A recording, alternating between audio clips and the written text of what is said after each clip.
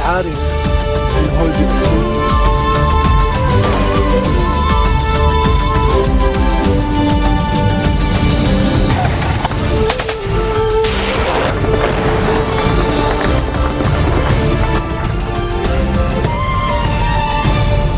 Good afternoon. You're watching the English newscast on Future Television. I'm Yumna Naufal, and these are today's top stories. Maronite patriarch Rai calls on politicians to end their personal disputes and engage in settlements to end the presidential crisis. Hezbollah and Syrian army troops capture another peak in the Kalamoon Hills as they advance toward the few remaining jihadi strongholds in the border region. The latest gains by Islamic State show the movement still has plenty of fighting power despite the US-led bombing campaign against it, according to a British defense analyst. Lebanese leaders are condemning in the strongest terms a suicide bombing which targeted the Shia mosque in Saudi Arabia, saying it aims at sparking strife in the stable kingdom. Prime Minister Tamam Salam was one of the first to react. He said the attack reflected a black criminal mind that has nothing to do with Islam and which is only aimed at stirring strife in Saudi. He said, quote, "We are confident that the Saudi leadership will deal with this deplorable crime with wisdom and firmness as it has been known to do." Salam said in a statement 21 worshippers were killed Friday in a suicide bombing which hit a packed Shia mosque in the village of Al-Qadih near the city of Al-Qatif in eastern Saudi Arabia. This was the first bombing in the kingdom to be claimed by ISIS militants and one of the deadliest assaults in recent years in the largest Gulf Arab country. Former Prime Minister Saad Hariri was also one to react. He extended his condolences to the families of the victims, expressing his solidarity with Saudi King Salman bin Abdulaziz.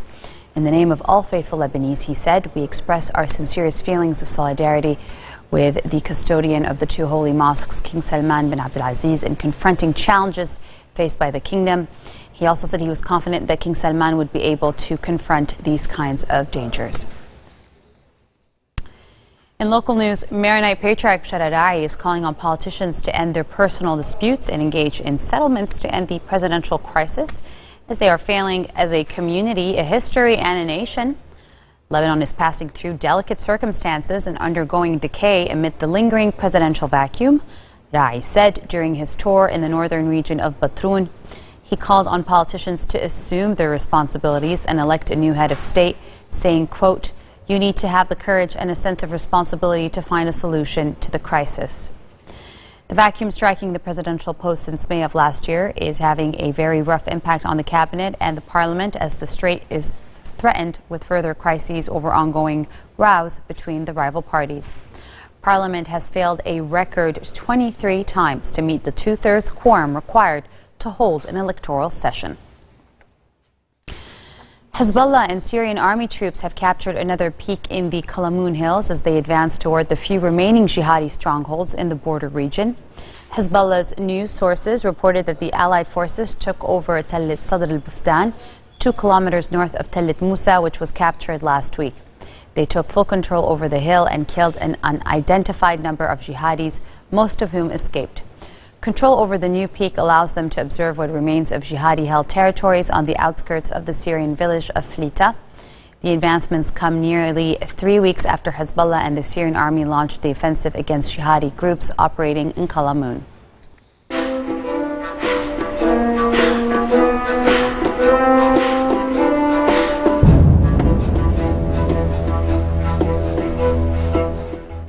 ISIS fighters broke into the museum of the ancient town of Palmyra, which they captured days earlier, though its artifacts have been removed and are safe, according to a Syrian official. ISIS captured Palmyra in the central province of Homs, raising concerns around the world they would destroy priceless 2,000-year-old temples, tombs, and colonnades located in the town's south. A picture circulated on Twitter accounts of supporters of the group showing the black flag used by the extremists raised over the town's hilltop castle, a structure hundreds of years old. Activists had said the government emptied the museum of its content before the ISIS assault on the town. The city's museum and artifacts have been damaged and looted earlier during Syria's 4-year civil war. In a 2014 government report prepared for the UN's cultural agency, damage already was recorded because of the fighting in the area around the temple bell. And on that same subject, the latest gains by the Islamic State militants showed the movement still has plenty of fighting power despite the U.S.-led bombing campaign against it, according to British defense analyst Ben Barry. The fall of the Iraqi city of Ramadi to IS fighters reflects longer-term political as well as military flaws on the part of Iraqi authorities, according to Ben Barry. He's part of the International Institute of Strategic Studies in London. He said the big picture was that the militants are being contained overall in Iraq, but they are still holding their own despite U.S.-led coalition airstrikes. Although ISIS has been contained roughly in Iraq by the combination of the US-led coalition airstrikes and also by the mass mobilisation of Shia militias, it's still got a lot of fighting capability. It's got the ability to mount local counterattacks, and some of these counterattacks it's been mounting over the past few months have been effective, as we've seen with the attack on Ramadi. Why did the Iraqi forces fail, and why did they have to fall back so much? It was because their fighting power had been sapped by two things. One thing was that very competent military commanders who'd earned their trade in the surge working alongside the US, by then many of them had been replaced by political cronies and policemen of Prime Minister Maliki. The other thing is that corruption had sapped the capability of the Iraqi forces, and particularly had destroyed their logistics. So Iraqi troops weren't getting enough food, water, and particularly ammunition. I mean, ISIS is quite clever. You know, it has got a strategy, which is to keep the caliphate in being, to keep messaging, to keep attacking on the borders of its caliphate, to show it's still in business, and at the same time to inspire jihadis elsewhere. So this requires actually a mobilised global response, not just a military response, you know, a response that includes security, intelligence work, policing, but also identifying the root causes of violent extremism and addressing them politically, culturally and economically. Coming up next, Lebanese singer Mike Massey enchants the Cannes Film Festival. We've got the pictures right here. Stay with us.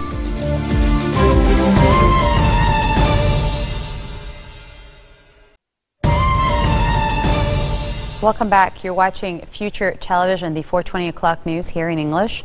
U.S. President Barack Obama says he forcefully objects to suggestions that policy differences between his administration and the Israeli government signal his lack of support for the longtime U.S. ally.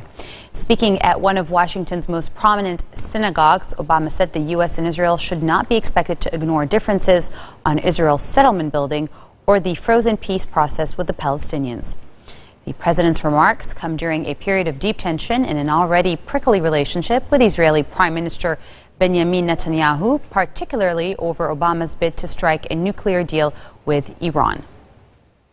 And I've said this before, it would be a moral failing on the part of the U.S. government and the American people. It would be a moral failing on my part if we did not stand up firmly, steadfastly, not just on behalf of Israel's right to exist, but its right to thrive and prosper. So when I hear some people say that disagreements over policy belie a general lack of support of Israel, I must object, and I object forcefully. Those shared values compel us to reaffirm that our enduring friendship with the people of Israel and our unbreakable bonds with the state of Israel, that those bonds, that friendship cannot be broken. This deal will have my name on it, so nobody has a bigger personal stake in making sure that it delivers on its promise. I want a good deal. I'm interested in a deal that blocks every single one of Iran's pathways to a nuclear weapon, every single path. A deal that imposes unprecedented inspections on all elements of Iran's nuclear program so that they can't cheat. And if they try to cheat, we will immediately know about it and sanctions snap back on. Former U.S. Secretary of State Hillary Clinton received information on her private email server about the deadly attack on U.S. diplomatic facilities in Benghazi that has now been classified. The email in question, forwarded to Clinton, the presumed Democratic presidential candidate in 2016, by her Deputy Chief of Staff Jake Sullivan, relates to reports of arrests in Libya of possible suspects in the attack in which 4 Americans were killed. Because the information was not classified at the time the email was sent, no laws were violated. But Friday's redaction shows that Clinton received information considered sensitive on her unsecured personal server, which came to light just as she was beginning her presidential campaign. A glamorous musical journey was held at the gardens of the Grand Hotel in Cannes, France. After his undisputed success in the most prestigious halls all over the world, Mike Massey has once again managed to enchant his audience. This time at the International Cannes Film Festival, where he celebrated his country, Lebanon, and set the Cannes Croisette on fire in the Hurriyu village. The voice and the gentle oriental melodies of the prestigious singer and artist harmed a new audience that became hooked instantly. Dressed by Lebanese designer Jo Arida in white like the proud snowy peaks of his homeland, Mike Massey sang his finest compositions of Lebanese and Orient-scented French songs. Here they are. Je vous présente Toutes à Beyrouth.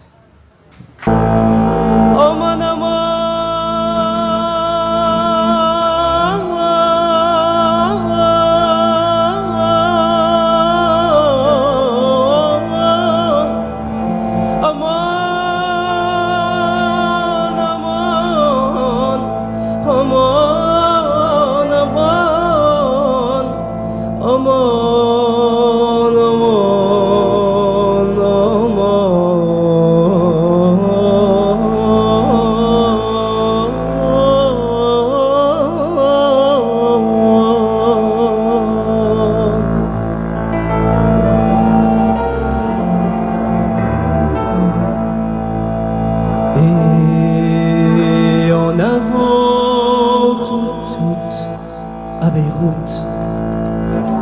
l'éternel retour du fol espoir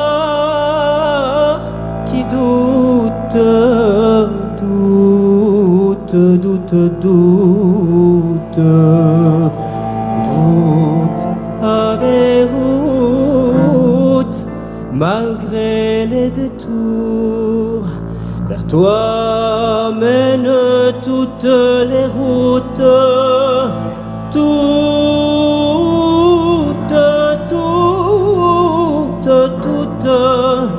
tout à Beyrouth, malgré tout d'hiver, par doux parfum doux, tout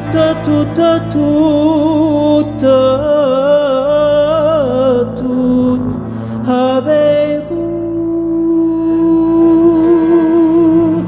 أنا يا حبيبي مش لازم حبك هالقد أنا يا حبيبي. This marks the end of our bulletin for today. Now for a reminder of our headlines.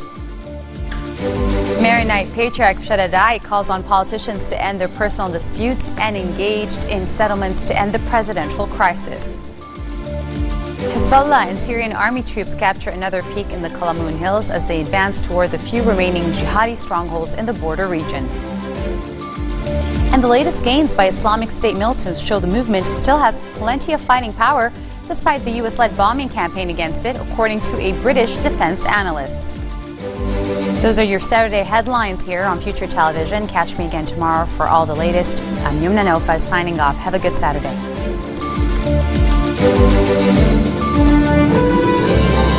مش عارف الهول